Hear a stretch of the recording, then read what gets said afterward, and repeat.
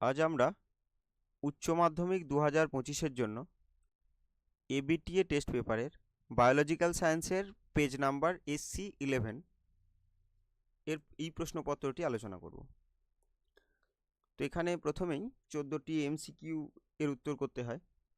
তো যেখানে প্রথম প্রশ্ন, নিষেক প্রক্রিয়ায় ফার্টিলাইজিং ও অ্যান্টি ফার্টিলাইজিং বিক্রিয়াকে বলে।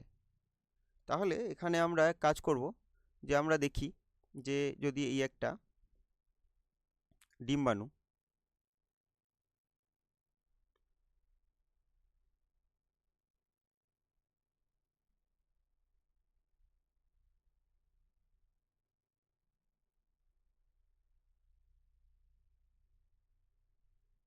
এবার যদি দেখি এই বাইরে এটা স্তরটাকে ধরে নিই আমরা, যেটা করোনা রেডিয়াটা। আমি পুরো লিখছি না, এটা করোনা রেডিয়াটা। এবং তার ভিতরে যদি আমরা দেখি, যেটা এইভাবেই এঁকে নিই,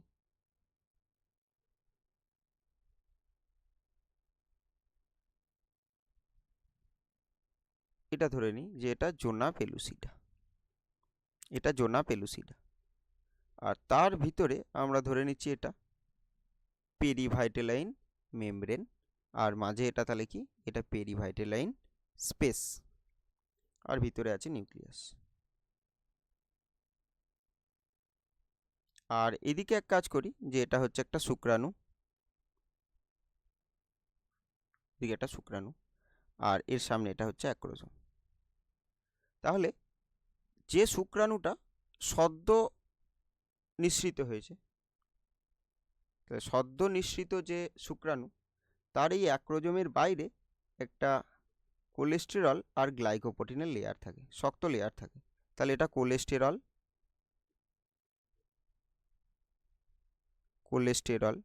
ও গ্লাইকোপ্রোটিন। তাহলে গ্লাইকোপ্রোটিনের একটা শক্ত লেয়ার। এবার যখনই এটা নিঃসৃত হয়, এবং নিঃসৃত হওয়ার পর প্রথমে যোনি আর তারপর জরায়ু দিয়ে অতিক্রম করে, এবং এই যোনি আর জরায়ুতে থাকা যে বিভিন্ন গ্রন্থি, তাহলে সেখান থেকে যে নিঃসৃত তরল কি করে, এই যে লেয়ারটা, এই কোলেস্টেরল আর গ্লাইকোপ্রোটিনের যে লেয়ারটা, তাকে করে দেয় অপসারিত। আর এই ঘটনাটাকে কি বলবো, ক্যাপাসিটেশন। তাহলে এই ঘটনাটাকে বলবো ক্যাপাসিটেশন। অপসারিত করছে, এই ঘটনাটা হচ্ছে ক্যাপাসিটেশন।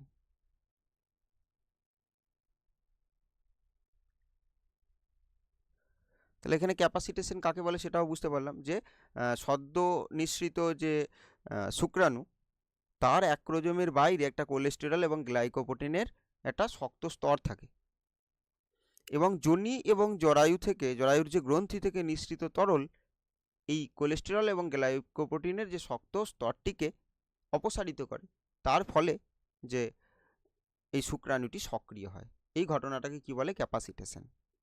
বেশ, এবার যখনই ক্যাপাসিটেশন ঘটলো, তাহলে যখনই সক্রিয় হলো, তাহলে এর যে অ্যাক্রোজোম, এই অ্যাক্রোজোম থেকে কি নিঃসৃত হবে প্রথমে। তাহলে আমরা যদি দেখি, এখানে আরেকবার এঁকে নিই, এটা হচ্ছে শুক্রাণু, এর বাইরে ওটা অ্যাক্রোজোম। তাহলে এইবার যখনই সক্রিয় হয়ে গেল ক্যাপাসিটেশন ঘটার পর,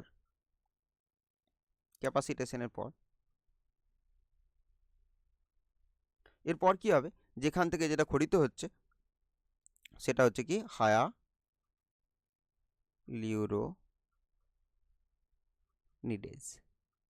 তাহলে এখান থেকে হায়ালিউরোনিডেজ খরিত হচ্ছে। আর সেটা কি করে, এই করোনা রেডিয়াটাকে পাচিত করে, দিয়ে প্রবেশ করে কোথায়, এখানে আমরা ধরে নিচ্ছি কিছু গ্রাহক আছে, এগুলো গ্রাহক।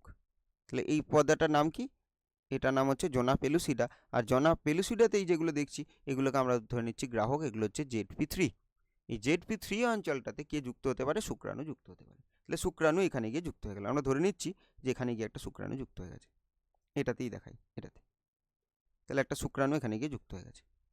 তাহলে এই শুক্রাণু এখানে গিয়ে যুক্ত হয়ে গেছে কী কারণে, কারণ হচ্ছে কিন্তু এই হায়ালিউরোনিডেজের কারণে। আর সেটা সক্রিয় হচ্ছে কেন, ক্যাপাসিটেশনের জন্য। এবার যখন এখানে যুক্ত হচ্ছে, তখন এই জোনা পেলুসিডা থেকে এই যে জোনা পেলুসিডা থেকে, এখান থেকে খরিত হচ্ছে কি ফার্টিলাইজিন। আর যদি দেখি এই আমরা এই অ্যাক্রোজোম থেকে, তখন অ্যাক্রোজোম থেকে এবার দ্বিতীয় অ্যাক্রোজোম থেকে কি খরিত হলো অ্যান্টি ফার্টিলাইজিন।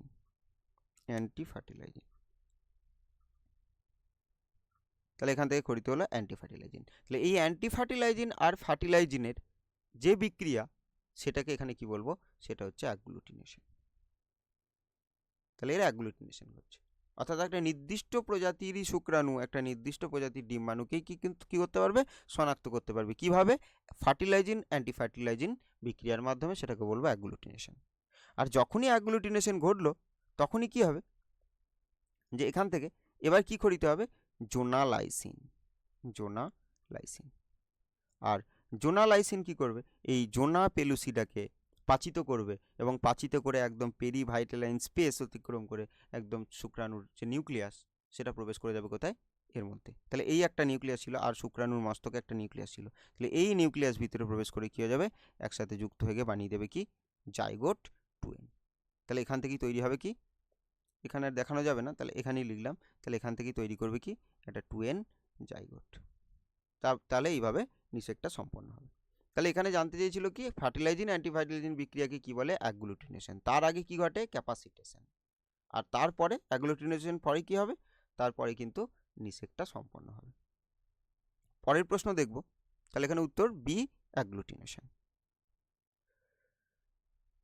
ডিম্বনালীর ফানেল আকৃতির যে অংশে ডিম্বাণু আবদ্ধ হয়, তাহলে আমরা যদি দেখি যে এই একটা জরায়ু, আর এখানে এই হচ্ছে ফ্যালোপিয়ান টিউব।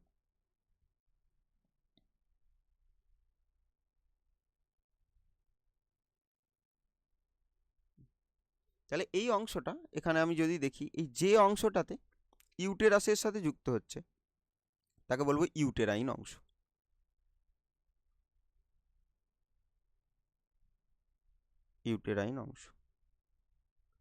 তারপরে এই যে অংশটা, স্ফীত অংশটা, এটাকে বলবো অ্যাম্পুলা। আর মাঝের এই যে অংশটা, একে বলবো ইস্থমাস।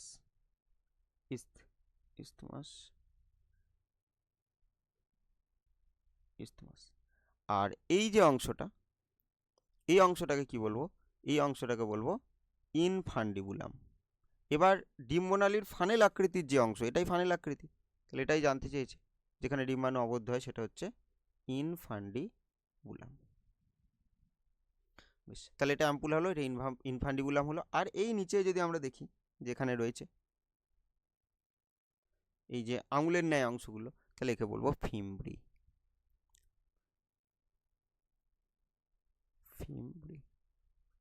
তাহলে এখানে উত্তর কি, ইনফান্ডিবুলাম। পরের প্রশ্ন দেখব,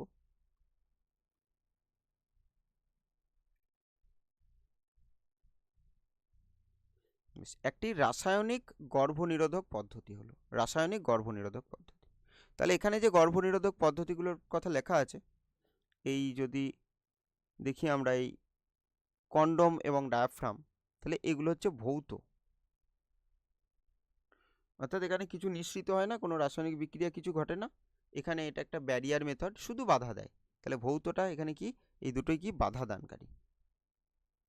আর লিখছি না, তাহলে এই দুটো বাধা দানকারী।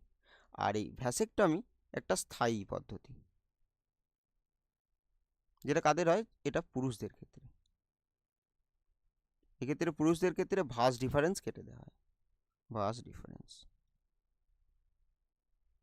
মনে থাকবে, ভাস ডিফারেন্স থেকে ভ্যাসেকটমি। আর এটাই যদি স্ত্রীদের ক্ষেত্রে স্থায়ী হতো, তাহলে তাকে কি বলতাম, টিউবেক্টমি। আর এক্ষেত্রে ফ্যালোপিয়ান টিউবকে কেটে দেওয়া হয়, আগেই যেটা দেখলাম ফ্যালোপিয়ান টিউব, হ্যাঁ, যেখানে বলা হয়নি যদিও, যে অংশগুলোকে বললাম, ইসমাস, তারপরে ইনফান্ডিবুলাম, তারপর অ্যাম্পুলা, এই পুরো অংশটাকে একসাথে বলা হচ্ছে ফ্যালোপিয়ান টিউব। তাহলে সেই ফ্যালোপিয়ান টিউবকে যদি কেটে দেওয়া হয়, তাহলে সেটাকে কি বলবো, টিউবেক্টমি। সেটা স্ত্রীদের হয়। বেশ, আর এখানে তাহলে কি পড়ে থাকলো, আইইউডি। এটা হচ্ছে কি ইন্ট্রা ইউটেরাইন ডিভাইসেস। তাহলে এটা হচ্ছে কি ইন্ট্রাইউটেরাইন ডিভাইসেস। এই ইন্ট্রাইউটেরাইন ডিভাইসেস মেডিকেটেড হতে পারে, আবার নন মেডিকেটেডও হতে পারে।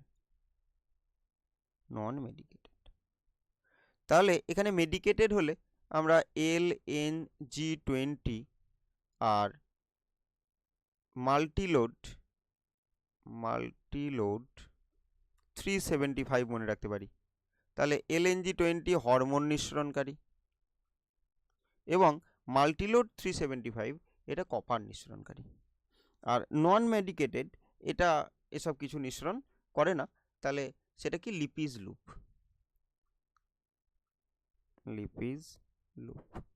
তাহলে এটা মনে রাখতে পারি। এগুলো প্রত্যেকটা ক্ষেত্রে কি করে, এই ইন্ট্রাইউটেরাইন ডিভাইস কি করে, শুক্রাণুকে ধ্বংস করে, শুক্রাণু ধ্বংস। তাহলে এখানে কি ছিল, রাসায়নিক কোনটা, তাহলে এর মধ্যে রাসায়নিক যেহেতু এই যে দেখতে পাচ্ছি LNG20 হরমোন, মাল্টিলোড 375 কপার নিঃসরণ করছে, তাহলে এই ক্ষেত্রে আইইউডিটাকে কি বলবো, রাসায়নিক নিঃসরণকারী। পরবর্তী প্রশ্ন দেখব, মেন্ডেল তত্ত্বের ব্যতিক্রম হলো। তাহলে প্রথমে কি বলা আছে, লিঙ্কেজ, তারপরে সহপ্রকটতা, অসম্পূর্ণ প্রকটতা, সবকটি। তাহলে বুঝতেই পারছি এখানে উত্তর কি হবে, সবকটি। তাহলে মেন্ডেলের মতে কি, যে একটা স্বাধীন সঞ্চালন সূত্র ছিল, মানে প্রত্যেকটা যে অ্যালিল রয়েছে তারা স্বাধীনভাবে সঞ্চারিত হতে পারে। কিন্তু লিঙ্কেজের ক্ষেত্রে কি দেখব, যে একটা ক্রোমোজোমে যদি দেখা যায় খুব কাছাকাছি দুটো যদি নন অ্যালিলিক জিন থাকে, এই দুটো, তাহলে কি হবে, এই দুটো কিন্তু একই সাথে পরবর্তী প্রজন্মে পরবর্তী জনুতে কি হয়ে যাচ্ছে, সঞ্চারিত হয়ে যাচ্ছে, এই দুজন কি একসাথে। তাহলে বলতে পারি এই দুটোর জিন, এই জিনটা আর এই জিনটা, এই দুটো কি, এই দুটো লিঙ্কড জিন, লিঙ্কড আছে একে অপরের সাথে, তো তার জন্য তারা একসাথে পরবর্তী প্রজন্মে চলে যাচ্ছে। তাহলে এটাকে বলবো লিঙ্কেজ, এটা মেন্ডেলের সূত্রের ব্যতিক্রম। সহপ্রকটতা, আমরা কি জানি মেন্ডেলের সূত্র অনুযায়ী দুটো অ্যালিলের মধ্যে একটি প্রকট হয়, একটি প্রচ্ছন্ন হয়, আর হেটেরোজাইগাস অবস্থায় প্রকটটা প্রকাশ পায়। কিন্তু এটা এমন এক ক্ষেত্র দেখা যাচ্ছে যে হেটেরোজাইগাস অবস্থায় যে দুটো অ্যালিল আছে দুটোই একসাথে প্রকাশ পেয়ে যাচ্ছে। যেমন এবিও যে রক্তের শ্রেণী, তার এবি ব্লাড গ্রুপটা, এবি রক্ত শ্রেণী, এবি রক্ত শ্রেণীর ক্ষেত্রে এ অ্যান্টিজেনও তৈরি হচ্ছে, আবার বি অ্যান্টিজেনও তৈরি হচ্ছে, দুটোই একসাথে তৈরি হচ্ছে, তার জন্য বলছি সহপ্রকটতা। আর অসম্পূর্ণ প্রকটতার ক্ষেত্রে দেখতে পাচ্ছি সন্ধ্যা মালতীর ক্ষেত্রে, যে এক্ষেত্রে আবার হেটেরোজাইগাস অবস্থায় কি হচ্ছে, দুটোর কোনোটাই প্রকাশ পাচ্ছে না। তাহলে এটা কার দেখা যাচ্ছে, সন্ধ্যা মালতী ফুলে। তাহলে এখানে উত্তর কি হবে, উত্তর সবকটি। আচ্ছা, আগেই করা হয়েছে, তাহলে উত্তর সবকটি। পরের প্রশ্ন দেখব, কোন এনজাইম দ্বারা ওকাজাকি খণ্ডকগুলি যুক্ত হয়। তাহলে বুঝতে পারছি যখন এই ওকাজাকি খণ্ডক জানতে চাইছে, তাহলে এটা কোন ঘটনার কথা বলছে, এটা বলছে রেপ্লিকেশন।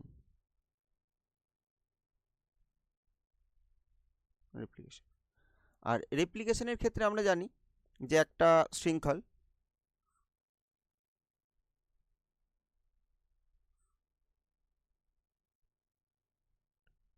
একটা 3' to 5' হয়, আর একটা 5' to 3' হয়। এবার এখানে যদি আমরা দেখি যে একটা প্রাইমার, এটা যদি একটা প্রাইমার হয়, ধরে নিচ্ছি এই দিকটা 3' আর এই দিকটা 5', তাহলে এখানে কি হবে, এই 5' to 3 এইখানে একটা মুক্ত ওয়েজ থাকে, তো যা নিউক্লিওটাইড যুক্ত হবে এই দিকে যুক্ত হতে হতে যাবে, এই দিকে যুক্ত হবে না। তাহলে এখানে যদি 3' হয় আর এইদিকে 5' আছে, ঠিক এখানে একটা প্রাইমার যুক্ত হবে, আর এই দিকে যুক্ত করতে করতে যাবে নিউক্লিওটাইডকে।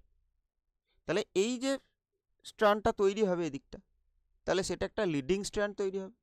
আর এই দিকটাতে আমরা যদি দেখি, এই দিকে যুক্ত হবে, দিয়ে এখানে একটা খণ্ড তৈরি হলো, আবার এখানে একটা খণ্ড তৈরি হলো, আবার এখানে একটা খণ্ড তৈরি হলো, এইভাবে হতে হতে আসবে। তাহলে এক্ষেত্রে কি বলবো, তখন এটাকে কি বলবো, ল্যাগিং স্ট্র্যান্ড। আর ওই ল্যাগিং স্ট্র্যান্ডে যে ছোট ছোট খণ্ডগুলো তৈরি হচ্ছে,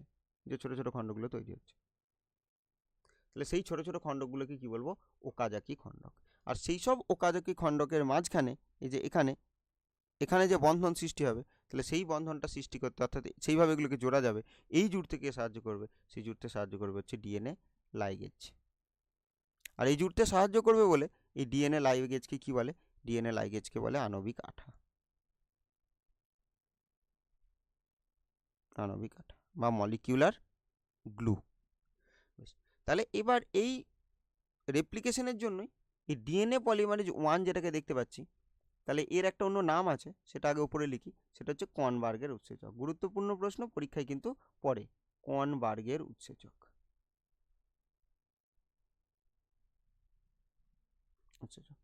আর এর কাজ কি তাহলে? এর কাজ হচ্ছে পরবর্তীকালে যখন শেষ হয়ে যাবে এই প্রক্রিয়াটা, অর্থাৎ রেপ্লিকেশন বা ডিএনএ থেকে ডিএনএ তৈরি, তখন এই প্রাইমারগুলো, এই যে প্রাইমারগুলোকে দেখতে পাচ্ছি, এই প্রাইমারগুলো অপসারণ করতে হবে। তাহলে এ প্রাইমার অপসারণ করে।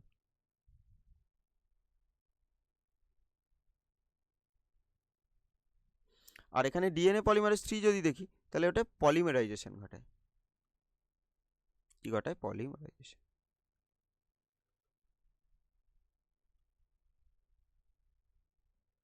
তার মানে কি? এই যে পরবর্তী এই যে নিউক্লিওটাইড পর একটা করে নিউক্লিওটাইড জুড়তে জুড়তে যাচ্ছে, এই নতুন নিউক্লিওটাইডগুলো পরপর জুড়ে দেয় কে? DNA polymerase 3। আর ডিএনএ পলিমারেজ 2 কি করে? এখানে ভুল নিউক্লিওটাইড জুড়ে যেতে পারে, তো সেখানে কি করে? যে সেই নিউক্লিওটাইডটাকে সরিয়ে আবার একটা নতুন নিউক্লিওটাইড জুড়ে দেয়। তাহলে সেটা কি বলবো? Proof reading. Proof reading. তাহলে এখানে উত্তর কি হলো? ওকাজাকি খণ্ডগুলোকে জুড়তে সাহায্য করে ডিএনএ লাইগেজ। পরের প্রশ্ন দেখব,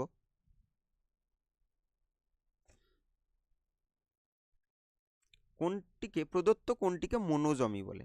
আমরা জানি যে সাধারণত কোনো একটা জীব, সেটা কি হয়? টুয়েন, যেটাকে বলছি ডিপ্লয়েড। যদিও সব জীব ডিপ্লয়েড হয় না, আমি ডিপ্লয়েড জীবের ক্ষেত্রে বলছি। তাহলে সেটা কি? টুয়েন। আর টুয়েন হওয়া মানে কি? মানে একটা যেরকম ক্রোমোজোম আছে, আমি ধরে নিচ্ছি এটা ক্রোমোজোম, আর একটা ক্রোমোজোম হুবহু একই রকম দেখতে থাকে। তাহলে এবার অন্য একটা ক্রোমোজোম দেখি, যে এরকম রয়েছে ধরি, তাহলে অন্য একটা ঠিক ঠিক এর একটা কপি থাকবে। আবার এখানে দেখি একটা এরকম এরকম একটা ক্রোমোজোম আছে, তাহলে এখানেও একটা এরকম ক্রোমোজোম থাকবে। তাহলে তিনটেই কি? তাহলে বলতে পারি কি এই দিকটা পুরো একটা সেট, আর এই দিকটা পুরো একটা একই সেট, একই জিনিস দুবার আছে, তাহলে 2 সেট আছে, তার জন্য 2। এবার যদি দেখি যে এর মধ্যে কোনো কারণে, মিউটেশনের কারণে কি হলো, দেখা গেল এই একটা নেই, তাহলে আমরা কি জানতাম? যে এর টোটাল কিন্তু এতটা থাকে। তাহলে আমরা ধরে নিচ্ছি এতটা থাকে বলতে কি বলতে চাইছি, যে 1 2 3। তাহলে এর 3টি ক্রোমোজোম আছে, টোটাল ক্রোমোজোম 6টি, মানে 3 জোড়া ক্রোমোজোম আছে। এটা যদি দেখি, তার মধ্যে একটা নেই, তাহলে এই জায়গায় ডাই ছিল, দুটো ছিল, এই জায়গাটা হয়ে গেছে মোনো। মোনো মানে এক, তাহলে একটা হয়ে গেছে। তাহলে ছিল আসলে টুয়েন, আর সেখান থেকে একটা কমে গেছে। তো তখন এটাকে কি বলবো? এটাকে বলবো মোনোজমি। তাহলে এটা হয়ে যাবে মোনোজমি। তাহলে 2n-1টা হয়ে যাবে মোনোজমি। তাহলে দেখতেই পাচ্ছি আমরা প্রদত্ত কোনটিকে মনোজমি বলে। উত্তর তো তাহলে অবশ্যই পেয়ে গেছি, যেটা হচ্ছে 2n-1। এবার যদি আমরা দেখি যে ঠিক এর পাশেরটাও এবার এটাও নেই, যদি এরকম হতো তাহলে কি হতো? তাহলে টোটাল 3টে ছিল, তার মধ্যে দেখতে পাচ্ছি এখানে যেরকম মনো সৃষ্টি হয়েছে, এই জায়গাতেও একটা মনো সৃষ্টি হয়েছে। তাহলে মনো ক জায়গায় সৃষ্টি হয়েছে? 2 জায়গায়। তাহলে 2n ছিল ফার্স্ট, এখান থেকে একটা কমেছে, তারপর এখান থেকে একটা কমেছে, আবার একটা -1। তাহলে তখন কি বলবো? তখন সেটা হয়ে যাবে ডবল মনোজমি। ডবল মনোজমি। আচ্ছা, তাহলে এরকম হলো। তো এইবার যদি আমরা দেখি যে না, এরকম না, এখানে যেমন ছিল আছে, আর এখানে এরকম ছিল, এটা স্বাভাবিকটা বলছি। এবার দেখা যাচ্ছে টোটাল 3টে জোড় ছিল, তার মধ্যে একটা জোড়ে দুটোই নেই। তাহলে থাকার কথা ছিল 3টে জোড়, এবার আছে 2টো জোড়। তার মানে কি ছিল? 2n ছিল, পুরোটাকে 2n বলছি, তার থেকে পুরো একটা জোড়ের একসাথেই দুটো চলে গেছে, তার জন্য আমরা -2 বলছি। আর এই জায়গাটা তাহলে 3 নম্বরটায় কোনো কিছু নেই, কোনো কিছুই নেই, তাহলে সেটাকে আমরা কি বলি? নাল। তাহলে এটা থেকে কি আসবে? নালিজমি। তাহলে এবার কি দেখব? নালিজমি। তাহলে আবার যেরকম ছিল এঁকে দিই। তাহলে এবার কি দেখছি যে এবার অন্য একটা কন্ডিশন, তাহলে এটা কমার হলো, তাহলে এই তিনটেকে একসাথে কি বলে, যে আমরা যদি এবার এখানে দেখি যে এটা আমরা কোন টপিকটা পড়ছি, মিউটেশন, এটা ক্রোমোজোমের যে সংখ্যা গঠিত মিউটেশন। তাহলে এইবার এখানে ইউপ্লয়েডি আছে, অ্যানিউপ্লয়েডি আছে, তো এইগুলো অ্যানিউপ্লয়েডির ভাগ, অ্যানিউপ্লয়েডির এগুলো কি হবে, হাইপোপ্লয়েডি, হাইপোপ্লয়েডি, কমা সবগুলো। এবার আমরা দেখব কিছু হাইপারপ্লয়েডি কন্ডিশন, হাইপারপ্লয়েডি। তাহলে সেখানে কি হবে, তো সেখানে দেখা যাবে এই যে একটা আমরা ধরে নিচ্ছি এখানে আর একটা হয়ে গেছে, তাহলে ছিল কত 2n, আর একই রকম দেখতে এই যে জায়গাটা দেখতে পাচ্ছি কি একটা বেড়ে গেছে, টোটালে একটা বেড়ে গেছে, আর এই যে কন্ডিশনটা কি সৃষ্টি হয়েছে, তিনটে হয়েছে একসাথে, তখন সেটাকে কি বলবো, তাহলে দুটো নয়, ডাই নয়, তিনটে, তাহলে কি বলবো তাকে, ট্রাইজমি। ঠিক সেম কন্ডিশন এখানে একটা হয়ে যেতে পারতো, বেড়ে যেতে পারতো, তাহলে কি দেখতে পাচ্ছি 2n এখানে একটা হয়েছে তার জন্য +1, আর এখানে একটা হয়েছে তার জন্য একটা +1, তাহলে তখন কি হয়ে যেত, এটা ডবল ট্রাইজমি। এবার ঠিক এরকম হতে পারতো, তাহলে স্বাভাবিক কন্ডিশন এইটা, তাহলে এই স্বাভাবিক কন্ডিশন থেকে যদি দেখি যে একটা জায়গাতেই আমরা ধরে নিচ্ছি বেশ এটাতেই এই একটা চলে এসছে আর একটা চলে এসছে, তাহলে 2n আর একই সাথে কটা, একই দুটো বেড়ে গেছে, তাহলে এই জায়গাটা কটা হয়ে গেছে, এটা এখানে আবার ট্রাই না, এখানে চারটে হয়ে গেছে টেট্রা, তাহলে তখন তাকে বলবো টেট্রাজমি। তাহলে এখানে অপশনগুলো যদি দেখি 2n-1 তো উত্তর মনোজমির জন্য, তাহলে এই কন্ডিশনটাকে কি বলতাম 2n+2, তাহলে এটা বেড়েছে, সেটা হাইপারপ্লয়েডিড, তাহলে সেটা টেট্রাজমি, টেট্রাজমি। 2n+1 এটাকে কি বলতাম, এটাই যে তিনটে হয়ে গেছে, তাহলে কি বলবো ট্রাইজমি, এটা ট্রাইজমি, আর n+1টা ওরকম কন্ডিশন কিছু নয়। যাই হোক, তাহলে আমরা এগুলো সবই মনে রাখবো। পরের প্রশ্ন দেখব, সরীসৃপদের স্বর্ণযুগ। তাহলে সরীসৃপদের স্বর্ণযুগ, এখানে এক কাজ করতে পারি, যেটা জানতে চেয়েছে যে এই আর্কিওজয়িক, প্রোটেরোজয়িক, প্যালিওজয়িক, মেসোজয়িক, তাহলে বোঝাই যাচ্ছে শুধুমাত্র এরাগুলো দিয়েছে, বেশ, তাহলে এখানে উত্তর অবশ্যই হবে কি মেসোজয়িক। মনে রাখবো এই মেসোজয়িক যুগে, এটা স্বর্ণযুগে, এই জায়গায় সব থেকে বেশি সংখ্যা কাদের ছিল, সরীসৃপদের, আর তার সাথে সাথে ডাইনোসর, ডাইনোসর, ডাইনোসর এরা, তাহলে দুটোই কি ছিল কোন যুগে, মেসোজয়িক যুগে। আর এদের এটাকে কি বলছি, এরা, তারপর আসবে পিরিয়ড, বেশ, তাহলে এরাটা কি, এরাটা একদম আধুনিক যেটা এখন চলছে সেটা সিনোজয়িক, আর তার আগে ছিল মেসোজয়িক। তাহলে এই মেসোজয়িকে তিনটে পিরিয়ড ছিল, একটা হচ্ছে ক্রিটেসিয়াস, একটা জুরাসিক, একটা ট্রায়াসিক, বেশ, তাহলে এখনটা সিনোজয়িক, ঠিক তার আগেরটা মেসোজয়িক, তাহলে এই যুগটাতে, তাহলে আর এই যুগটাতে ডাইনোসর যদি দেখি, তাহলে এই জায়গায় সৃষ্টি হচ্ছে ট্রায়াসিকে, জুরাসিকে তাদের সংখ্যা প্রচুর বাড়ছে, আর এখানে গিয়ে হয়ে যাচ্ছে অবলুপ্ত। আর সরীসৃপদের ক্ষেত্রে এবার যদি আমরা কোন পিরিয়ডের কথা বলতাম, তাহলে এই জুরাসিক পিরিয়ডটা, এটা সরীসৃপদের জন্যও আর ডাইনোসরদের জন্য, দুজনের জন্যই কিন্তু এই জুরাসিক এরাটা তাদের স্বর্ণযুগ। আর এখানে কি জানতে চেয়েছিল, আসলে এরা বলছি, এরা বললাম হয়তো পিরিয়ডটা, এরা বলতে তাহলে কোনটা হবে, এরা বলতে হবে মেসোজয়িক, তাহলে এখানে উত্তর কি হবে, মেসোজয়িক। পরের প্রশ্ন দেখব, ঘাম, অশ্রু ও লালারসে কোন অ্যান্টিবডি থাকে, তাহলে ঘাম, অশ্রু আর লালারস, তাহলে এবার এখানে কি দেখব যে তাহলে ঘাম, অশ্রু, লালারস, এছাড়াও এটা আরেক জায়গায় থাকে, সেটা হচ্ছে কলোস্ট্রাম।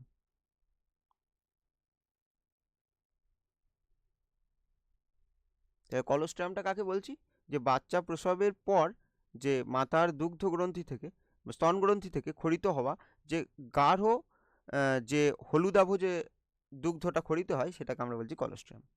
তাহলে ঘাম, অশ্রু, লালারস, কলোস্ট্রামে যে অ্যান্টিবডিটা থাকে সেটা হচ্ছে আইজিএ। এবার একটা কথা বলবো, এখানে আইজিজি যেটা রয়েছে, এটা প্লাসেন্টা ভেদ করতে পারে, এটা সব থেকে ক্ষুদ্র, আমি এখানে পাশে লিখে দিই, আইজিজি হচ্ছে সব থেকে ক্ষুদ্র, তাহলে এটা প্লাসেন্টা ভেদ করতে পারে, তাই জন্য একে ম্যাটার্নাল অ্যান্টিবডি বলে, ম্যাটার্নাল অ্যান্টিবডি। যেটাকে কি বলছি, কারণ কি, কারণ হচ্ছে প্লাসেন্টা ভেদ করতে পারে, প্লাসেন্টা বা অমরা, প্লাসেন্টা ভেদ, আমি শুধু প্লাসেন্টা ভেদই লিখে দিলাম। বেশ, তাহলে এইবার, আর এটা সব থেকে ক্ষুদ্র, আর এটা সব থেকে বেশি থাকে, এটা সব থেকে বেশি পরিমাণে থাকে আইজিজি। এবার একদম এরপরে একদম এমটাতে চলে যাই। এই এমটা হচ্ছে সব থেকে বড়, সব থেকে বড়। আর এটা এটা যদি একটা কোনো বাইরে থেকে রোগ জীবাণু প্রবেশ করে, তো প্রথম যে একটা অনাক্রমতা সৃষ্টি হবে, তো সেইটা এটা সৃষ্টি করবে, ফার্স্ট অনাক্রমতা সৃষ্টি করবে।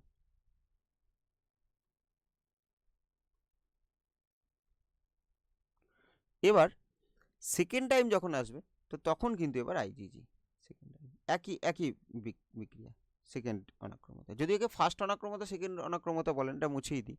মানে ব্যাপারটা বলতে চাইছি কি, যে প্রথমবার যখন কোনো রোগ জীবাণু প্রবেশ করবে, তখন যে অ্যান্টিবডিটা সক্রিয় হবে সেটা হচ্ছে আইজিএম, ফার্স্ট অ্যাটাক বলতে পারি। কোনো রোগ জীবাণু যারা প্রথম, মানে অ্যাটাক বা যাকে কি বলবো বাংলায়, প্রথম কোনো জীবাণু প্রবেশ করলে, তাহলে প্রথম কোনো জীবাণু যদি প্রবেশ করে, তাহলে যেটা কি হবে, আইজিএমটা ফার্স্ট সক্রিয় হবে। এবার সেম জীবাণুটা যখন দ্বিতীয়বার প্রবেশ করবে, তখন কিন্তু আইজিজি, একই জীবাণু দ্বিতীয়বার।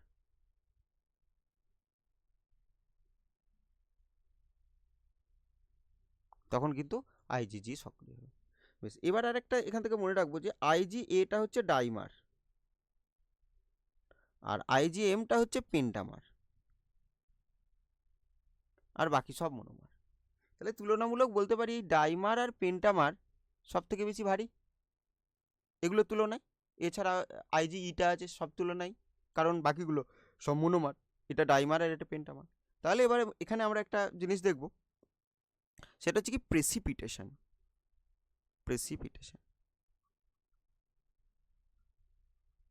তাহলে এখান থেকে একটা জিনিস এইভাবে মনে রাখতে পারি, প্রেসিপিটেশন বলতে, প্রেসিপিটেশন যখন ঘটবে, তার মানে সেটা যে অ্যান্টিজেনটা প্রবেশ করবে শরীরে, তো তার সাথে যুক্ত হয়ে থিতিয়ে পড়বে নিচে, প্রেসিপিটেশন ঘটিয়ে দেবে, অদক্ষেপ ঘটিয়ে দেবে। তাহলে ভারী কোনগুলো, সেগুলো প্রেসিপিটেশন দেখা, এইভাবে মনে রাখবো। তাহলে আইজি এটা ভারী আর আইজি এমটা ভারী, তাহলে এই দুটো কী দেখাবে, প্রেসিপিটেশন।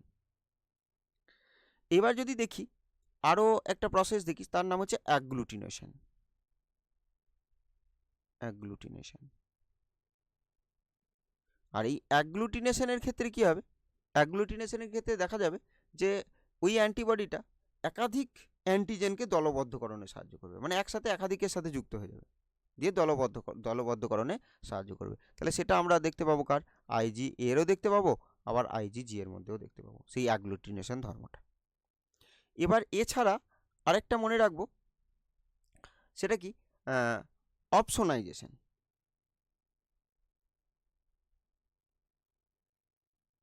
এখানে লিখি অপসোনাইজেশন।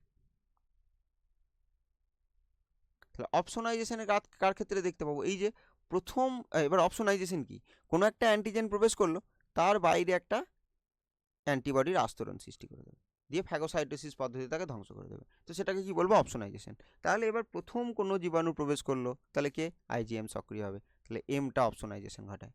আবার তার পরেরটাকে এটাও অপসোনাইজেশন ঘটায়।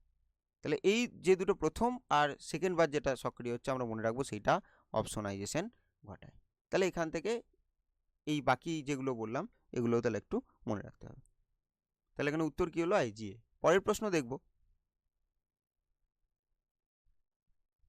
টিস্যু কালচার পদ্ধতির মাধ্যমে অসংখ্য প্ল্যানলেটস পাওয়ার পদ্ধতিকে কি বলে, এটাকে কি বলে, মাইক্রো প্রপাগেশন। এই প্রশ্নে আর বিশেষ কিছু বলছি না, আমরা জানি যে কোনো একটা উদ্ভিদ থেকে যেটা সংগ্রহ, যে কলা কোষ সংগ্রহ করা হয়, সেগুলোকে কি বলবো, এক্সপ্ল্যান্টগুলোকে কর্ষণ মাধ্যমে রেখে দিয়ে কি সৃষ্টি করবে, ক্যালাস থেকে সৃষ্টি হবে এমব্রয়েড থেকে প্ল্যান্টলেট, এবং সেখান থেকে আমরা চারা গাছ পাবো।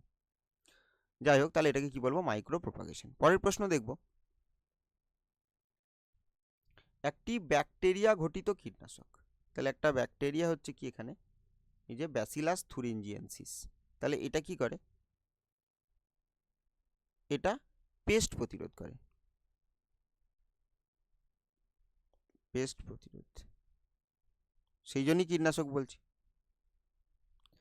আর এই যে ব্যাসিলাস থুরিনজিয়েন্সিস, এর দেহ থেকে একটা একটা বিশেষ জিন আছে, সেই জিনটাকে আমরা ক্রাইজিন বলি। আর এই ক্রাইজিনটা যে প্রোটিনটা সৃষ্টি করে, এখানে সিটা বড় হাতে লিখবো, তাহলে সেটা বলবো ক্রাই প্রোটিন। আর এই ক্রাই প্রোটিনটা কি করতে পারে, কোনো ব্যাকটেরিয়া বলছি, কোনো পেস্টকে প্রতিরোধ করতে পারে। তাহলে এইটা হচ্ছে একটা ব্যাকটেরিয়া ঘটিত কীটনাশক। বেশ, তাহলে যেমন আমরা এখান থেকে কি সৃষ্টি করা যায়, বিটি কটন। তাহলে বিটি কটনের জন্য এই ক্রাইজিন আর সেখান থেকে ক্রাই প্রোটিনকে কাজে লাগে। তাহলে এখানে উত্তর কি হবে, উত্তর হচ্ছে ব্যাসিলাস থুরিনজিয়েন্সিস। তাহলে এখানে তারপরে দেখতে পাচ্ছি কি একটা অপশন গ্লোমাস। তাহলে গ্লোমাস কি, একটা ভ্যামের উদাহরণ, ভ্যাম। তাহলে কি হবে, এটা ভেসিকুলাস আর ভাস্কুলার মাইকোরাইজা। তাহলে একটা ভ্যামের উদাহরণ হচ্ছে গ্লোমাস। এবার এখানে ট্রাইকোডার্মা দেখতে পাচ্ছি। এই ট্রাইকোডার্মাটা যেটা কি করবে, যেটা কিন্তু একটা ইমিউনোসাপ্রেসর হিসাবে কাজ করে। যখন অর্গান ট্রান্সপ্লান্ট করা হয়, তো তখন ওই ইমিউনোসাপ্রেশন করার জন্য ট্রাইকোডার্মা থেকে পাওয়া যায় সাইক্লোস্পোরিন। সাইক্লোস্পোরিন, তাহলে এটা কি করা হয়, এখান থেকে পাওয়া যায় ট্রাইকোডার্মা থেকে। বেশ, এবার যদি দেখি এই ভার্টিসিলিয়াম এসপি, তাহলে এটা কি, এটা একটা ছত্রাক, এটা অ্যাফিড প্রতিরোধে ব্যবহার করা হয়, অ্যাফিড। তাহলে এটা যেটা পড়ছিলাম আর কি, যে অ্যাফিড দেখলাম, তারপরে এই ব্যাসিলাস থুরিনজিয়েন্সিস দেখলাম, তাহলে এই দুটো কি, এই দুটোকে বলতে পারি ইন্টিগ্রেটেড পেস্ট ম্যানেজমেন্টে ব্যবহার করা হয়, ইন্টিগ্রেটেড পেস্ট ম্যানেজমেন্ট। তাহলে ছত্রাক অ্যাফিডকে দমন করতে পারছে, যেটা হচ্ছে ভার্টিসিলিয়াম, আর একটা হচ্ছে ব্যাসিলাস থুরিনজিয়েন্সিস, একটা ব্যাকটেরিয়া। বেশ, পরের প্রশ্ন দেখব। তাহলে এখানে উত্তর কি হলো, উত্তর হলো ব্যাসিলাস থুরিনজিয়েন্সিস। গোল্ডেন রাইসে প্রচুর পরিমাণে থাকে। তাহলে গোল্ডেন রাইস, এটা কি একটা ট্রান্সজেনিক গোল্ডেন রাইস। তাহলে আমরা একটা টার্ম কি পাবো, জিএমও, জেনেটিক্যালি মডিফাইড অর্গানিজম। তাহলে জৈব প্রযুক্তিকে কাজে লাগিয়ে আমাদের কাঙ্ক্ষিত জিনকে প্রবেশ করিয়ে যে কোনো একটা জীবের তার গুণগত মানটাকে বৃদ্ধি করাটাকেই আমরা বলবো জেনেটিক্যালি মডিফাইড অর্গানিজম। তার মধ্যে কি হচ্ছে, গোল্ডেন রাইস, এটা ট্রান্সজেনিক। তাহলে ট্রান্সজেনিক জীবও তাকে বলবো ওই বাইরে থেকে কাঙ্ক্ষিত ডিএনএটাকে প্রবেশ করিয়ে আমাদের ইচ্ছা মতো তার গুণমান, তার উৎপাদন ক্ষমতা, এগুলোকে বাড়িয়ে নিচ্ছি। এবার এই যে গোল্ডেন রাইস প্রস্তুত করা হয়েছে, তাহলে এই গোল্ডেন রাইসে প্রচুর পরিমাণে যেটা আছে, সেটা হচ্ছে কি একটা হচ্ছে ভিটামিন এ, আর কি, আর হচ্ছে বিটা ক্যারোটিন। তাহলে এখানে উত্তর কি হবে, উত্তর হবে বিটা ক্যারোটিন। আর এই যে এখানে দেখতে পাচ্ছি যে ভিটামিন সি, এটাও একটা ট্রান্সজেনিক জীব, যেটা হচ্ছে ফ্লেভার সেভার টমেটো, ফ্লেভার সেভার টমেটো। বেশ, পরের প্রশ্ন দেখব। তাহলে এখানে উত্তর কি হলো, বিটা ক্যারোটিন। মানুষের পপুলেশন বৃদ্ধির লেখচিত্র কিরূপ।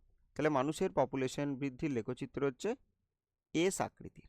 এটা থেকে বিশেষ কিছু বলবো না, কারণ প্রিভিয়াস ইয়ার পেপারে দুটো পেপার করানো হয়েছিল, সব করানো হয়নি এখনো, দেখা যাবে সবই করে দেওয়ার চেষ্টা করব। তবে এখন বেশি বেশি এই টেস্ট পেপারের ক্লাসগুলোই আসবে। বেশ, তাহলে এবার এখানে এস আকৃতির যে লেখচিত্র আছে, সেখানে যদি আমরা দেখি বিভিন্ন স্টেজগুলো, শুধু স্টেজগুলো একবার বলি, সেটা হচ্ছে একটা হচ্ছে ল্যাগ দশা, তারপর পজিটিভ এক্সেলারেশন দশা, তারপর লগ দশা আসবে, যেটাকে এক্সপোনেনশিয়াল গ্রোথ বলছি, এক্সপোনেনশিয়াল গ্রোথ,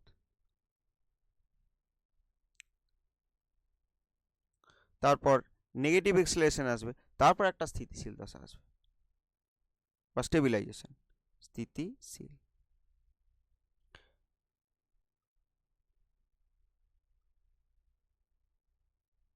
তো এইভাবে বিভিন্ন দশাগুলো আসবে এস ক্ষেত্রে। আর যদি যে আকৃতির দেখি, তাহলে একটা কি হবে, ল্যাগ দশা, আর তারপরে হয়ে যাবে কি, লগ দশা। তাহলে এটা নতুন কোনো পপুলেশনের ক্ষেত্রে যে আকৃতি দেখা যায়, আর মানুষের পপুলেশন, কোনো একটা স্থিতিশীল পপুলেশনের ক্ষেত্রে এস আকৃতির পপুলেশনটা আমরা দেখতে পাবো। তাহলে এখানে মানুষের পপুলেশন হচ্ছে এস আকৃতির। পরের প্রশ্ন দেখব, বাস্তুতান্ত্রিক শক্তি প্রবাহ। তাহলে বাস্তুতান্ত্রিক শক্তি প্রবাহ কি হয়? একমুখী। সূর্য থেকে উৎপাদক থেকে বিভিন্ন শ্রেণীর খাদকের মধ্যে শক্তি স্থানান্তর হবে, আর সেখানে 10% ল কে দিয়েছে লিন্ডেম্যান। লিন্ডেম্যানের 10% সূত্র, যে 90% তার শারীরবৃত্তীয় ক্রিয়ার জন্য খরচ হয়ে যাবে, আর 10% তার দেহ গঠনের কাজে লাগবে, যেটা পরবর্তী প্রজন্মকে দিতে পারবে, পরবর্তী শক্তি স্তরকে দিতে পারবে। বেশ, তাহলে এবার আর এখান থেকে দেখব যে এই বাস্তুতান্ত্রিক যে শক্তির প্রবাহ, সেটা তাপগতিবিদ্যার দুটো সূত্র কি কিন্তু মেনে চলে, সেটা একবার পড়ে নেব। পরবর্তী প্রশ্ন দেখব, তাহলে সেটা যেটা পড়ে নেব বলতে ওটা একবার পড়ে নেবে। বেশ, তাহলে এবার কি, নিচের কোনটি ইন সিটু সংরক্ষণের সঙ্গে সংশ্লিষ্ট নয়? তাহলে কি বলছে? ইন সিটু সংরক্ষণের ক্ষেত্রে সংশ্লিষ্ট নয়, তার মানে সেটা এক্স সিটু জানতে চাইছে। তাহলে কি দেখব এখানে? ন্যাশনাল পার্ক, বায়োস্ফিয়ার রিজার্ভ, জিন ব্যাংক। তাহলে কি হবে? জিন ব্যাংক।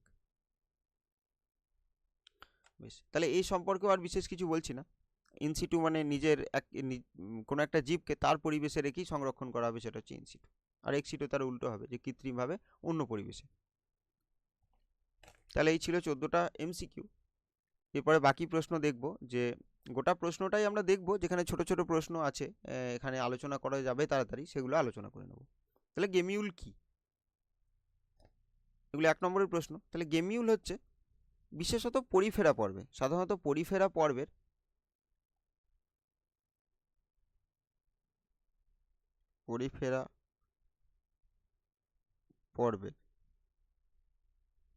জীবেদের, এবার সব পরিফেরা পর্বের নয়, কিছু পরিফেরা পর্বের জীবেদের দেহের অভ্যন্তরে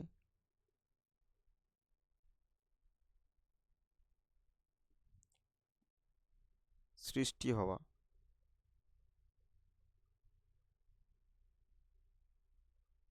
কোরক, যা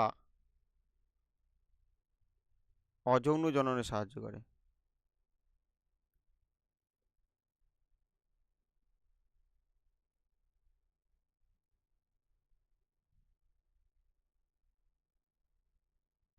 তাকে গেমিউল বলে।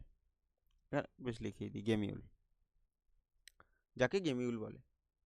আর এই গেমিউলে আমরা দেখতে পাবো যে গেমিউলের এরম যদি দেখি, একদম এই ভিতরে এখানে কিছু সেল থাকবে, যেগুলো হচ্ছে টোটিপোটেন্ট সেল, যেগুলো কি হচ্ছে?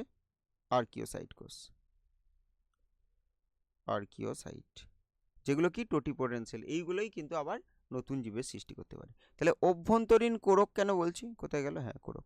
তাহলে এই যে এটা যদি একটা স্পঞ্জ ধরি, তাহলে এই স্পঞ্জের এই ভিতরের দিকে দেখা যাবে এখানে একটা সৃষ্টি হয়েছে। তাহলে এটা এইদিকে বেরিয়ে আসবে, কোথাও গিয়ে পড়বে। তাহলে সেখানে গিয়ে যে আর্কিওসাইট যে সেলগুলো রয়েছে, সেগুলো কিন্তু আবার একটা স্পঞ্জের সৃষ্টি করবে। তাহলে কিছু পরিফেরা পর্বের জীবেদের দেহের অভ্যন্তরে সৃষ্টি হওয়া কোরক, যা অযৌন জননে সাহায্য করে, তাকে হচ্ছে গেমিউল বলে। বেশ, পরের প্রশ্ন দেখব,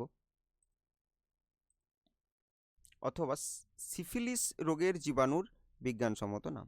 তাহলে কি হবে এটা? তাহলে এগুলো আমরা মুখস্থ রাখবো। সিফিলিস খুবই গুরুত্বপূর্ণ কিন্তু।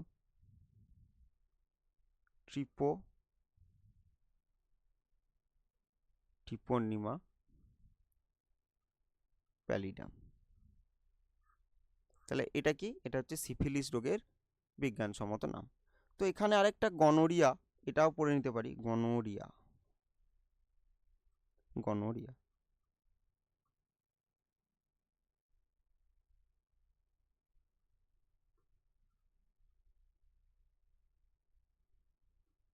তাহলে নিসেরিয়া গনোরি। তাহলে গনোরিয়ার জীবাণুর নাম হচ্ছে নিসেরিয়ার গনোরি, আর সিফিলিসের হচ্ছে টিপোনিমা প্যালিডাম। তাহলে এগুলো লিখে লিখে বা বলে বলে অভ্যাস করতে হবে। পরের প্রশ্ন দেখব, সেন্ট্রোমিয়ারের কাজ। তাহলে সেন্ট্রোমিয়ারের কাজ কি? দুটি সিস্টার ক্রোমাটিডকে যুক্ত রাখা বলতে পারি, বেমতন্তুকে যুক্ত রাখা বলতে পারি। তাহলে যদি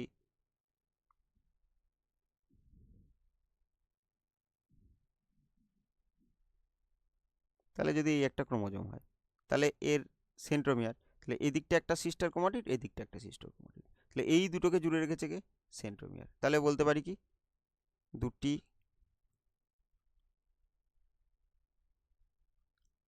সিস্টার ক্রোমাটিডকে যুক্ত রাখে বা সংলগ্ন রাখে। আর 2 নম্বর, যদি এখান থেকে বেমতন্তু আসে, এখানে কাইনেটোকার থাকবে, তাহলে সেই কাইনেটোকারের সাথে যুক্ত থাকবে। তাহলে এর সাথে কাইনেটোকার যুক্ত থাকে আর কাইনেটোকার বেমতন্তুকে যুক্ত থাকে। তাহলে কি বলবো? বেমতন্তুকে যুক্ত রাখা। তাহলে এগুলো হচ্ছে কার? এগুলো সেন্ট্রোমিয়ারের কাজ। পরবর্তী প্রশ্ন দেখব, মানবদেহে কোন অ্যান্টিবডি সবথেকে বেশি পাওয়া যায়? আগেই আলোচনা করেছি আজকে অ্যান্টিবডি সম্পর্কে, অনেক কিছু ইনফরমেশন আমরা দেখে নিয়েছি আজকে। তাহলে আইজিজি হচ্ছে সবথেকে বেশি পরিমাণে পাওয়া যায়, আর এটি সবথেকে ছোট, সবথেকে ক্ষুদ্রতম অ্যান্টিবডি। পরের প্রশ্ন দেখব, হেলিওফাইট ও সিওফাইটের মধ্যে পার্থক্য। হেলিওফাইট হচ্ছে, হেলিও শব্দটা কার সাথে যায়? সূর্য। তাহলে হেলিওফাইট কি? অধিক উষ্ণতা, অধিক আলো যুক্ত অঞ্চলে যেটা জন্মায় সেটা হেলিওফাইট। আর সিওফাইট একদম উল্টো, তাহলে ওই ছায়াতে বা আলো নেই সেরকম অঞ্চলে যেটা জন্মায় সেটা হচ্ছে সিওফাইট। পরের প্রশ্ন দেখব, কর্কর বা ডেট্রিটাস খাদ্য শৃঙ্খলের একটা উদাহরণ দাও। তাহলে খাদ্য শৃঙ্খল সাধারণত যদি দেখি আমরা কি, একটা হচ্ছে গ্রেজিং খাদ্য শৃঙ্খল, গ্রেজিং। তাহলে গ্রেজিং খাদ্য শৃঙ্খল কাকে বলবো? যে খাদ্য শৃঙ্খলটা উৎপাদক থেকে শুরু হবে, উৎপাদক থেকে শুরু। তাহলে যে খাদ্য শৃঙ্খল উৎপাদক থেকে শুরু হয়ে বিভিন্ন শ্রেণীর খাদকের মধ্য দিয়ে একদম সর্বোচ্চ খাদকে গিয়ে শেষ হয়, সেটাকে বলবো গ্রেজিং খাদ্য শৃঙ্খল। এবার এছাড়াও কি পাবো? আরেকটা খাদ্য শৃঙ্খল, যেটাকে বলতে পারি কি ডেট্রিটাস খাদ্য শৃঙ্খল।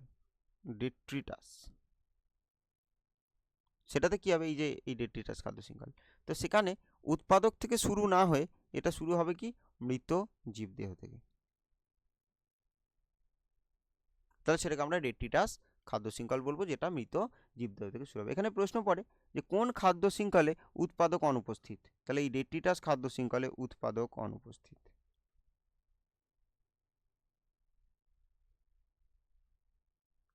তাহলে এখানে দেখতে পাবো কি?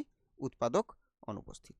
তাহলে এইবার এখানে আমরা এক কাজ করতে পারি, যে এই গ্রেজিং খাদ্য শৃঙ্খল যদি একটা উদাহরণ দেখি, বেশ, এবার আরেকটা যদি দেখি, সেটা হচ্ছে প্যারাসাইটিক খাদ্য শৃঙ্খল। প্যারাসাইটিক খাদ্য শৃঙ্খল, তাহলে প্যারাসাইটিক খাদ্য শৃঙ্খল কাকে বলবো, বা পরজীবীয় খাদ্য শৃঙ্খল কাকে বলবো? যেখানে সর্বোচ্চ শ্রেণীর খাদক হিসাবে কোনো পরজীবী থাকবে। সর্বোচ্চ খাদক গ্রুপে কে থাকবে? কোনো পরজীবী থাকবে। তখন তাকে কি বলবো? তখন তাকে বলবো প্যারাসাইটিক খাদ্য শৃঙ্খল। তাহলে এরকম একটা প্যারাসাইটিক খাদ্য শৃঙ্খলের যদি আমরা উদাহরণ দেখি, তাহলে কি শুরু করব? যে মৃত জীবদেহ থেকে, মৃত জীবদেহ বলছি, তাহলে ধরে নিই উৎপাদক।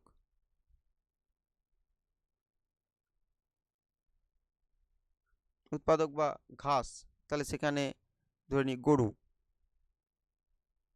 আর তার মধ্যে থাকা ফিতাকিম। তাহলে ফিতাকিম একটা পরজীবী, আর এটাতে সর্বোচ্চ খাদক শেষ হচ্ছে, তাহলে এটা একটা প্যারাসাইটিক খাদ্য শৃঙ্খলের উদাহরণ। বেশ, আর মৃত জীবদেহ থেকে শুরু হলে, তাহলে মৃত জীবদেহ, সেখান থেকে কিছু নিমাটোড, সেখান থেকে খাচ্ছে কিছু ছোট মাছ, তাদেরকে খাচ্ছে কিছু বড় মাছ। তাহলে এটা কি হয়ে গেল? ডেট্রিটাস খাদ্য শৃঙ্খল। আর গেজিং খাদ্য শৃঙ্খল তো আমরা ছোট থেকে পড়েই আসছি, ঘাস ফড়িং, ঘাস, আচ্ছা, প্রথমে ঘাস, তারপরে ঘাস ফড়িং, ব্যাং, তো এগুলো গেজিং খাদ্য শৃঙ্খলের উদাহরণ। তাহলে পরবর্তী প্রশ্ন দেখবো, তাহলে এখানে কি ছিল? একটি ডেট্রিটাস খাদ্য শৃঙ্খলের উদাহরণ দাও। তাহলে কোনটা দিতাম আমরা? এটা। পরবর্তী প্রশ্ন দেখব,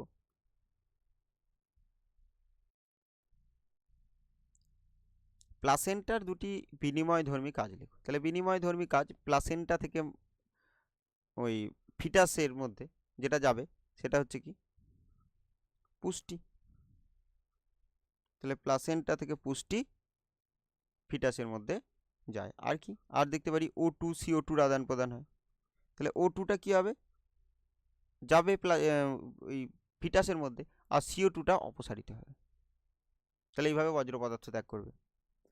3 নম্বর কি আজকেই পড়েছি, IgG, একে কি বলে, ম্যাটার্নাল অ্যান্টিবডি। বলেছিলাম কি তখন? যাই হোক, IgG সব থেকে ছোট এবং প্লাসেন্টা ভেদ করতে পারে, যেটাকে ম্যাটার্নাল অ্যান্টিবডি বলে। তাহলে এগুলো বিনিময় হয়, পুষ্টির বিনিময় হয়, O2 CO2-র বিনিময় হয়, IgG-র বিনিময় হয়। পরের প্রশ্ন দেখব, দ্বিনিষেক কিভাবে হয়। তাহলে দ্বিনিষেকের ক্ষেত্রে আমরা কি দেখব? আচ্ছা,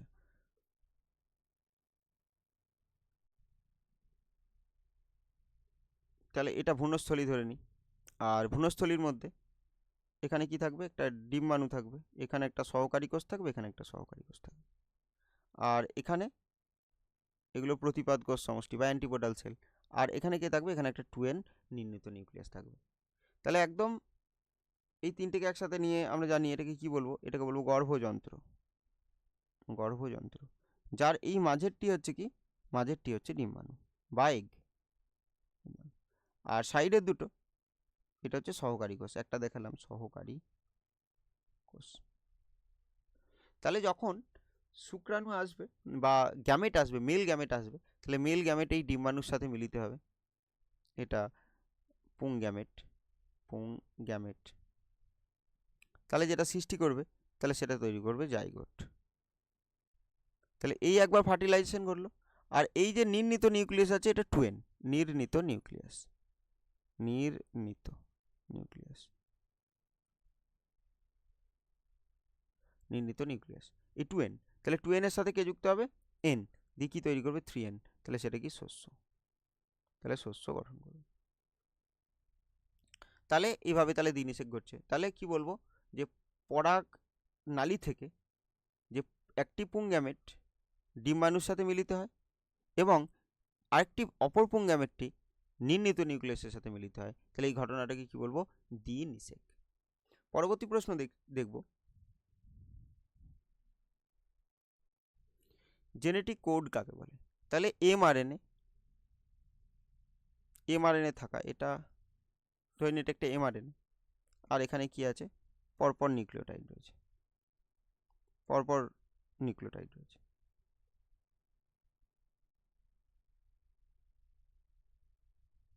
তাহলে এর মধ্যে পরপর তিনটি নিউক্লিওটাইড যদি একটা নির্দিষ্ট অ্যামাইনো অ্যাসিডের জন্য সংকেত বহন করে, তো এটাকে বলবো জেনেটিক কোড। তাহলে কি বলবো, একটা এমআরএনএতে অবস্থিত পরপর তিনটে নিউক্লিওটাইড একটি অ্যামাইনো অ্যাসিড এর জন্য সংকেত বহন করে, তাকে কি বলবো, জেনেটিক কোড। পরবর্তী প্রশ্ন দেখব, এখান থেকে আর বিশেষ কিছু বললাম না। হার্ডি-উইনবার্গ সূত্রের গুরুত্ব লেখো। তাহলে হার্ডি-উইনবার্গ সূত্র কি বলছে, যে কোনো একটা পপুলেশনে, একটা বৃহৎ একটা পপুলেশন, তাহলে সেই বৃহৎ পপুলেশনে যদি ওই প্রকরণ সৃষ্টিকারী যেসব সত্ত্বগুলো আছে সেগুলো যদি অনুপস্থিত থাকে, তাহলে তাদের জিন ফ্রিকোয়েন্সি আর অ্যালিল ফ্রিকোয়েন্সি এটা সর্বদা ধ্রুবক থাকবে। এটা হচ্ছে হার্ডি-উইনবার্গ সূত্র। আর এই সূত্রের গুরুত্ব কি, যে কোনো একটা পপুলেশনে বিবর্তন ঘটেছে কিনা বা বিবর্তন ঘটবে কিনা, বিবর্তনের সম্ভাবনা জানা যায়।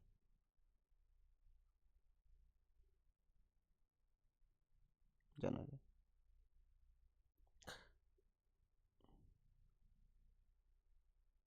জানা যায়। আরেকটা কি, আর কি বলতে পারি, যে বিবর্তনের মাত্রা, কতটা বিবর্তন ঘটেছে। উফ, বিবর্তনের মাত্রা নির্ণয় করা যায়, নির্ণয় করা সম্ভব হয়, সম্ভব হয়। পরবর্তী প্রশ্ন দেখব, ধূমপান এর ক্ষতিকারক প্রভাবগুলি লেখো। তাহলে ধূমপানের ফলে COPD, chronic obstructive pulmonary disease হয়, আর লিখছি না। আর ফুসফুসে ক্যান্সার, এখানে যে বেঞ্জোপাইরিন থাকে সিগারেটের ধোঁয়ায়, সেখান থেকে কি হয়, ফুসফুস ক্যান্সার হয়, ফুসফুসের ক্যান্সার। তাহলে এগুলো ক্ষতিকর প্রভাব। পরের প্রশ্ন দেখব, হাইপোফাইজেশন কি? তাহলে এটা কি? পিটুইটারি নির্যাস ইনজেক্টের মাধ্যমে, এটা সব কিন্তু আর লিখছি না। পিটুইটারি নির্যাস, এই ইনজেক্টটা কাদের করা হবে? দুটি একই বা নিকট আত্মীয় প্রজাতিকে কি করা হবে? পিটুইটারি নির্যাস ইনজেক্ট করা হবে, দিয়ে প্রজননে উদ্দীপিত। তাহলে গুছিয়ে লিখে দেবে, একই প্রজাতির বা দুটি নিকট আত্মীয় প্রজাতির দুটি সুস্থ সবল মাছের পিটুইটারি নির্যাস ইনজেক্ট করে যদি প্রজননে উদ্দীপিত করা হয়, তাহলে সেই ঘটনাটাকে বলবো হাইপোফাইজেশন বা প্রণোদিত প্রজনন। তাহলে মাছ একটা নির্দিষ্ট ঋতুতে ডিম পাচ্ছে, তো তার জন্য কি করা হবে, যে আমাদের খাদ্যের চাহিদা বাড়ানোর জন্য, তাহলে প্রণোদিত প্রজননের মাধ্যমে কিন্তু তাদের এই ফার্টিলাইজেশনটা বেশি বেশি ঘটানো হবে এবং বেশি মাছ উৎপাদন করা যাবে। পরের প্রশ্ন দেখব, বায়োসেফটি বলতে কি? তাহলে আমরা বায়োটেকনোলজির মাধ্যমে যে রিকম্বিনেন্ট ডিএনএ টেকনোলজি, তো তার ফলে কি করছি, যে আমরা বিভিন্ন উন্নত গুণমানযুক্ত জীবের সৃষ্টি করছি। তাহলে এই বায়োটেকনোলজির ফলে যেসব জীবগুলো সৃষ্টি হচ্ছে, তো তাদের যদি কোনো রকম পরিবেশের বা মানব স্বাস্থ্যের বা কৃষির কোনো কিছুরই যদি ক্ষতি না করে, তো তার জন্য যে পড়াশোনাটা, তো সেটাকে বলছি বায়োসেফটি। তাহলে এখানে বলতে পারি যে বায়ো টেকনোলজি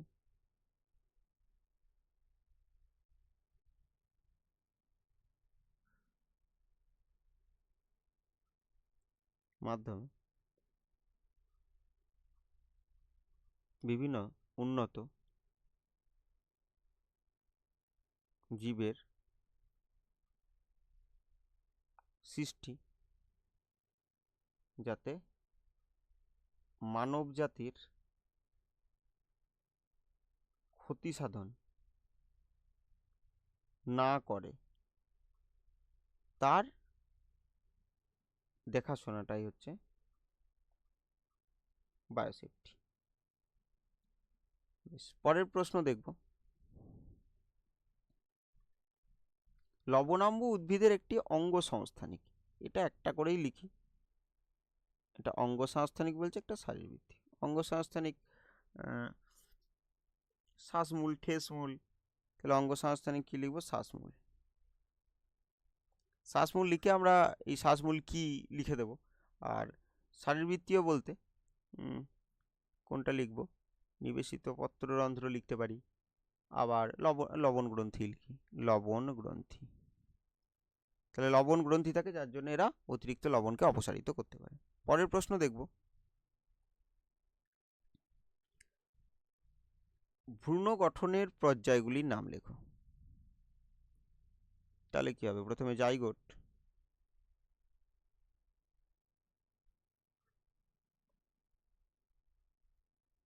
শুক্রাণু আর ডিম্বাণু মিলিত হচ্ছে, যেটাকে কি বলছি? যেটাকে বলছি নিষেক। দিয়ে এবার সেখান থেকে কি তৈরি হলো? সেখান থেকে জাইগোট। এবার জাইগোট থেকে কি হবে? জাইগোট থেকে মরুলা,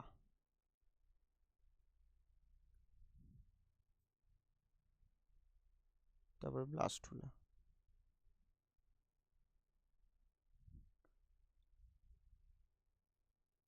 তারপর হচ্ছে গ্লাস্টুলা।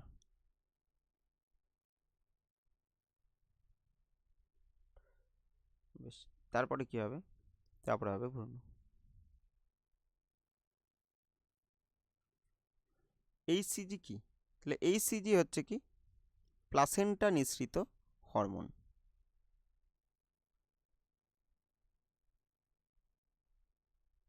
প্লাসেন্টা নিঃসৃত হরমোন, হিউম্যান কোরিওনিক গোনাডোট্রপিন। তাহলে কি? এইচসিজির ফুল ফর্ম হচ্ছে হিউম্যান কোরিওনিক গোনাডোট্রপিন। পরের প্রশ্ন দেখব, টেস্টাটেগমেন কি? তাহলে একটা বীজের বাইরের ত্বক, একটি বীজের বাইরের ত্বক হচ্ছে টেস্টা, আর ভিতরের ত্বক হচ্ছে টেগমেন। ইমাস্কুলেশন কি? ইমাস্কুলেশনের প্রধান উদ্দেশ্য কি? প্রধান উদ্দেশ্য হচ্ছে ইতর পরাগযোগ। ইমাস্কুলেশন কাকে বলে? একটা উভলিঙ্গ ফুলের পুংকেশরকে কেটে বাদ দেওয়াকে বলা হচ্ছে কি? ইমাস্কুলেশন। লিখলাম না আর কি, একটি উভলিঙ্গ ফুলের পুংকেশর কেটে বাদ দেওয়াকে বলা হচ্ছে ইমাস্কুলেশন। পরবর্তী প্রশ্ন দেখব, জনুক্রম কাকে বলে? জীবের হ্যাপ্লয়েড ও ডিপ্লয়েড জনুর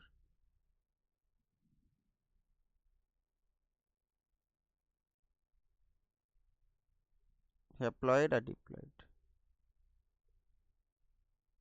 এই জনুর যে পর্যায়ক্রমিক আবর্তন তাকে বলা হচ্ছে জনুক্রম। তাহলে কোনো জীবের হ্যাপ্লয়েড ও ডিপ্লয়েড জনুর পর্যায়ক্রমিক আবর্তনকে জনুক্রম বলে।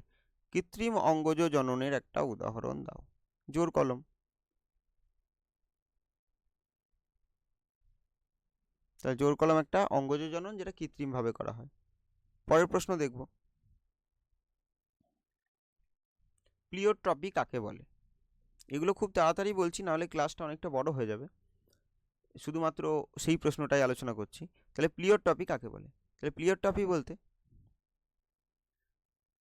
যে একজোড়া অ্যালিল বা একটি জিন একাধিক বৈশিষ্ট্যকে প্রকাশ করলে সেই ঘটনাটাকে প্লিওট্রপি বলে। একটি জিন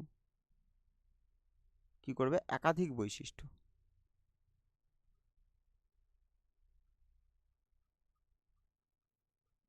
একাধিক বৈশিষ্ট্য প্রকাশ করলে সেই ঘটনাটাকে কি বলবো? প্লিওট্রপি। আর লিঙ্কার ডিএনএ কাকে বলে?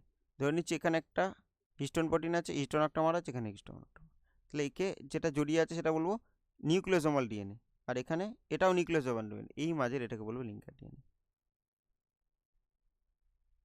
Linker DNA. তাহলে লিঙ্কার ডিএনএ কাকে বলবো? দুটি নিউক্লিওজোমের মধ্যবর্তী যে ডিএনএটা থাকে তাকে লিঙ্কার ডিএনএ বলে। এটা 8 থেকে 110 বেস পেয়ার যুক্ত হয়। আর যদি নিউক্লিওজোমাল ডিএনএ বলি তাহলে 146টা বেস পেয়ার বলতে পারি, অথবা এটাকে 200ও বলতে পারি। তাহলে 146 বা 200টি বেস পেয়ার থাকে একটা নিউক্লিওজোমাল ডিএনএতে, আর লিঙ্কার ডিএনএতে 8 থেকে 110টি বেস পেয়ার থাকে। তাহলে দুটি নিউক্লিওজোমের মধ্যে যে ডিএনএটি থাকে তাকে বলে লিঙ্কার ডিএনএ। পরের প্রশ্ন দেখব, লুপ্তপ্রায় অঙ্গ কাকে বলে? তাহলে কোনো একটা অঙ্গ যদি দীর্ঘদিন না ব্যবহারের ফলে ধীরে ধীরে তার কার্যক্ষমতা হ্রাস পেতে থাকে দিয়ে এবং একটা কার্যহীন একটা অঙ্গে রূপান্তরিত হয়, তখন তাকে বলবো লুপ্তপ্রায় অঙ্গ। এটার আর সংজ্ঞা লিখলাম না। তাহলে তাহলে কি বলতে চাইছি? যে কোনো একটা জীবের কোনো অঙ্গের দীর্ঘদিন ব্যবহার না করার ফলে সেই অঙ্গটি ক্রমশ দুর্বল হয়ে পড়ে এবং একসময় নিষ্ক্রিয় হয়ে যায়, তো তখন সেটাকে লুপ্তপ্রায় অঙ্গ বলে। যেমন কি মানুষের অ্যাপেন্ডিক্স, মানুষের তৃতীয় মোলার দাঁত, ক্যানাইন, তো এগুলো হচ্ছে লুপ্তপ্রায় অঙ্গ। তাহলে একটি জীবন্ত জীবাশ্মের নাম লেখো। গিঙ্গো,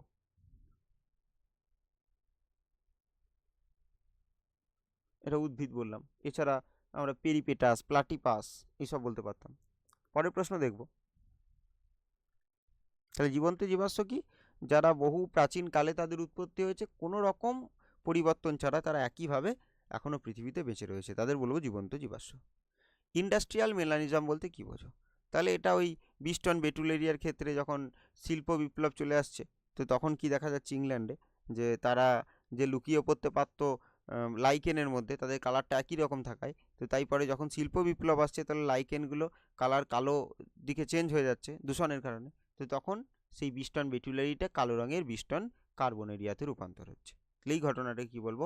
ইন্ডাস্ট্রিয়াল মেলানিজম। তাহলে এটা মুখে বললাম কিন্তু এগুলো আর লিখলাম না। বায়োজেনেটিক সূত্রটি কে প্রবর্তন করেন? তাহলে হেকেল। তাহলে বায়োজেনেটিক সূত্র বা রিক্যাপিচুলেশন থিওরি দেন হেকেল। পরবর্তী প্রশ্ন দেখব, টিকাকরণ বলতে কি বোঝো? তাহলে কি বলবো? যে কোনো জীবাণুকে মৃত বা নির্বিষ বা তার দেহের অংশ জীবদেহে প্রবেশ করিয়ে যে কৃত্রিম সক্রিয় অনাক্রমতা সৃষ্টি করা হয় যে পদ্ধতিতে, তাকে বলবো টিকাকরণ। তাহলে কোনো জীবাণুকে মৃত অবস্থায় তাকে নির্বিষ করে বা তার দেহের অংশ যে কোনো একটা জীবদেহে প্রবেশ করিয়ে কৃত্রিমভাবে একটা সক্রিয় অনাক্রমতা যে সৃষ্টি করা যায়, তাহলে সেটাকে কি বলবো আমরা? টিকাকরণ। ফাইলেরিয়া সংক্রামক দশাটির নাম। তাহলে ফাইলেরিয়া যে রোগটা, তো এটা বহন কে করে? ফাইলেরিয়া। তাহলে এই রোগের বাহক যদি বলি, তাহলে বাহক কে? বাহক হচ্ছে স্ত্রী কিউলেক্স মশকি। আর এই জীবাণুটার নাম কি? উচেরেরিয়া ব্যাংক্রাফটি। আর ফাইলেরিয়া রোগের যে সংক্রামক দশা সেটা হচ্ছে মাইক্রোফাইলেরি।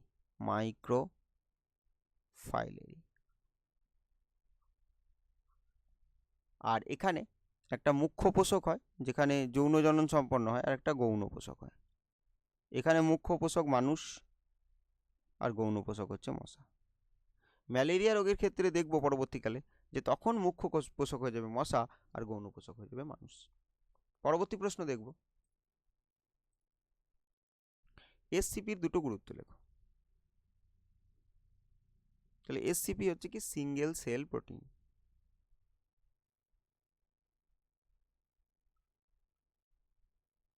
তাহলে অণুজীব থেকে তার দেহের যে প্রোটিন সেটা থেকে যে অনুপূরক খাদ্য তৈরি করা হয় সেটা হচ্ছে এসসিপি। তাহলে বলতে পারি যে বিশেষ চাহিদা সম্পন্ন ব্যক্তিদের ক্ষেত্রে, মানে বলতে চাইছি যাদের প্রোটিন খাওয়া বারণ, প্রোটিন জাতীয় খাবার খাওয়া, তাদের চাহিদা কিন্তু এসসিপি দিয়ে বিশেষ চাহিদা সম্পন্ন ব্যক্তির প্রোটিনের চাহিদা মেটে। আর 2 নম্বর কি বলতে পারি? অনুপূরক খাদ্য মানে খাদ্যের বিকল্প উৎস হিসাবে এসসিপিকে কাজে লাগানো যেতে পারে। পোলট্রি পাখির একটা ব্যাকটেরিয়া ঘটিত রোগের নাম, এটা পুলোরাম।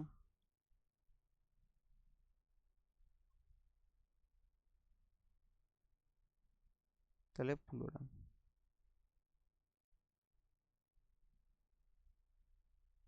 তাহলে সালমোনেলা।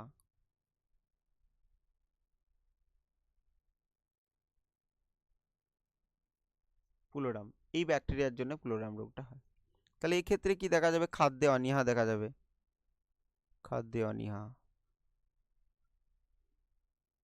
তারপর অবসারণী ছিদ্রে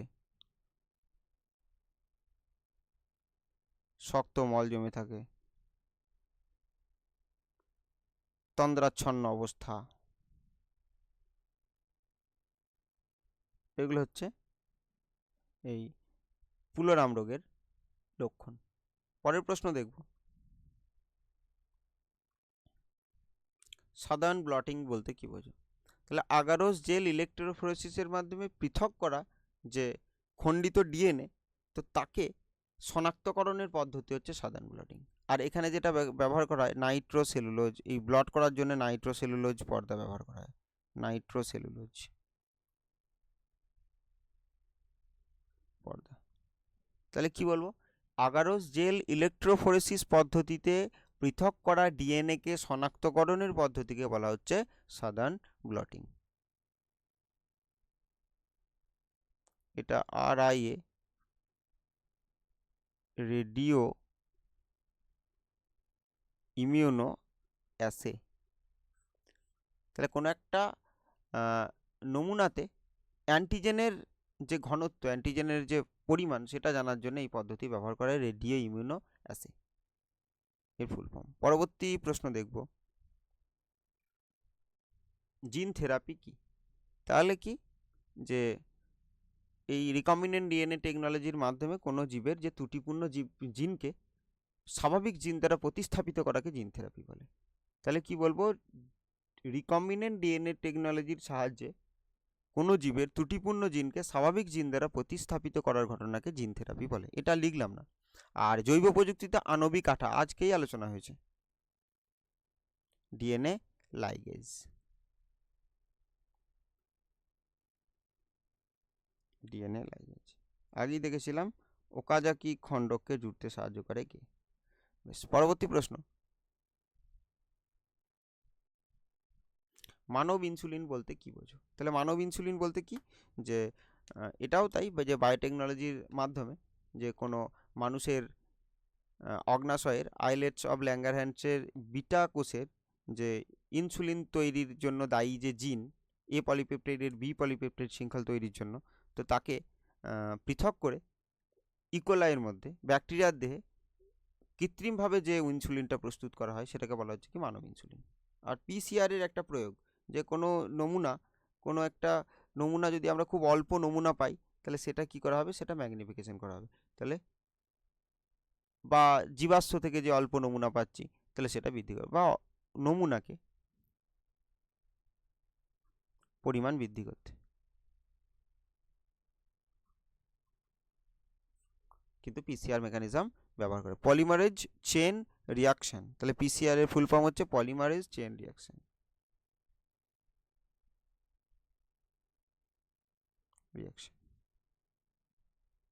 তাই এই পলিমারেজ চেন রিয়াকশন কোন ব্যাকটেরিয়া, এই তাহলে সেটা কি বলবো, কোন ব্যাকটেরিয়ার সাহায্য নেওয়া হয়, তাহলে সেটা হচ্ছে কি থার্মাস অ্যাকুয়াটিকাস। সেখান থেকে ট্যাগ পলিমারেজ পাওয়া যায়, যেটা পিসিআর এ কাজে লাগে। পরবর্তী প্রশ্ন দেখব,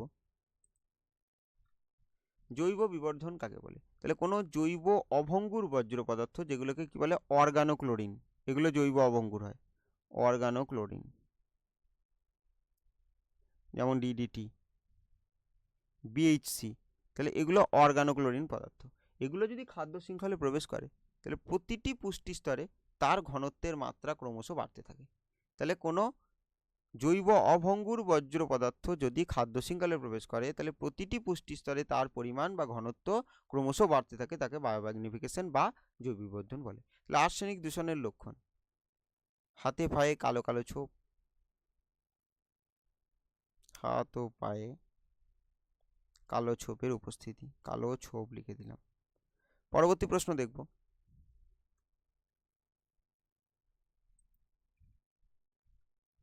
জীববৈচিত্র্যের অবলুপ্তির দুটি কারণ। লিখবো এগুলো গুছিয়ে, শুধুমাত্র আমি লিখলাম অবস্থান হ্রাস, এবার গুছিয়ে লিখবে এগুলো। অবস্থান হ্রাস আশা করি সবাই লিখতে পারবে। আর অবস্থান কি, বাসস্থান হ্রাস,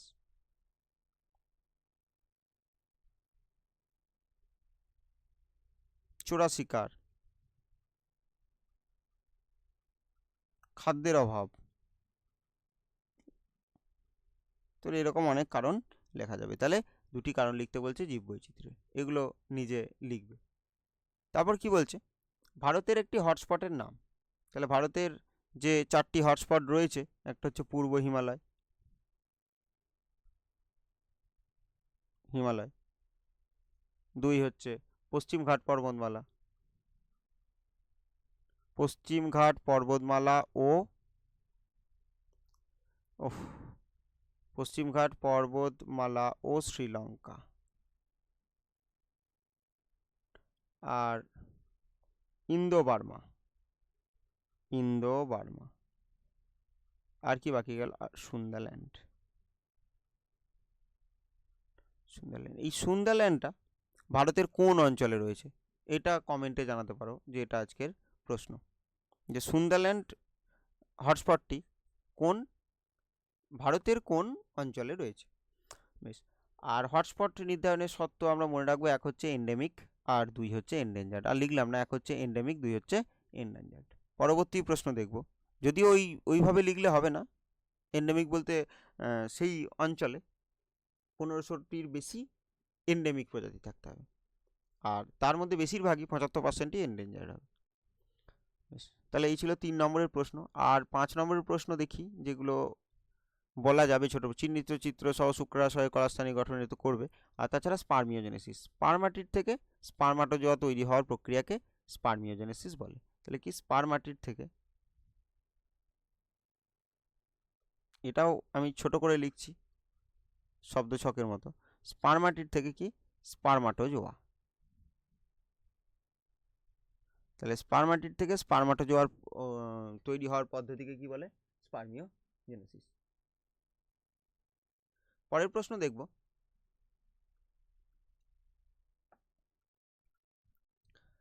চিহ্নিত চিত্রসহ সপুষ্পক উদ্ভিদের এর সাথে স্পোরোপোলেনিন। স্পোরোপোলেনিন কি এটা দেখে নিই, যে পরাগরেণুর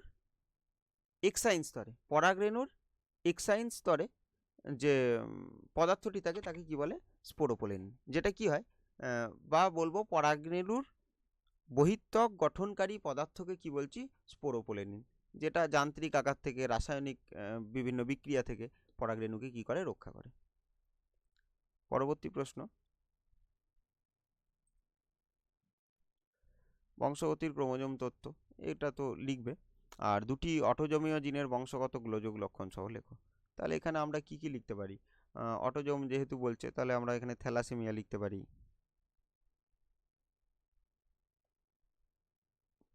সিকেল সেল অ্যানিমিয়া লিখতে পারি,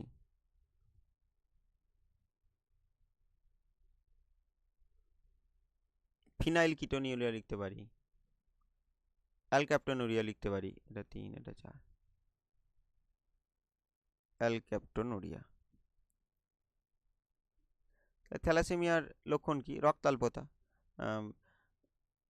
ভঙ্গুর অস্থি, কালচে মূত্র, এগুলো বিভিন্ন লোহা জমা হওয়া, এগুলো লিখতে পারি। যকৃৎ প্লীহার দৈর্ঘ্য বৃদ্ধি, যকৃত প্লীহা বৃদ্ধি পাওয়া। সিকেল সেল অ্যানিমিয়ার ক্ষেত্রে কি হয়, যে হিমোগ্লোবিন কাস্তে আকৃতির হয়ে যায়। ফিনাইল কিটোনিউরিয়া, এতে বিভিন্ন রকম দেখা যাবে যে কি হবে, মূত্রে ওই ফিনাইল অ্যালানিনের উপস্থিতি। তো এগুলো বিভিন্ন। অ্যালক্যাপ্টোনুরিয়ার ক্ষেত্রে এখানেও দেখবো মূত্র কালচে আকৃতি হয়ে যাবে, তরুণাস্থিগুলো কালো আকৃতির, কালো হয়ে যাবে, মানে কালো বর্ণের হয়ে যাবে। তো এগুলো হচ্ছে কি, অ্যালক্যাপ্টোনুরিয়ার লক্ষণ। তাহলে দুটি অটোজোমীয় জিনের বংশগত লক্ষণ সহ লিখতে বলেছে। পরের প্রশ্ন দেখব, ট্রান্সক্রিপশন, ডিএনএ, ফিঙ্গারপ্রিন্ট, তাৎপর্য, এগুলো তো করবে। বিশ্ব উষ্ণায়নের কারণগুলি, ওজন গহ্বর কি, এগুলো আর কিছু বলছি না। বায়ু দূষণের উৎস, চিপকো আন্দোলন সম্পর্কে সংক্ষেপে লেখো। তাহলে এই ছিল হচ্ছে প্রশ্নগুলো, যেগুলো ছোট প্রশ্ন ছিল আলোচনা করলাম, আর বড়গুলো অবশ্যই লিখে লিখে অভ্যাস করো।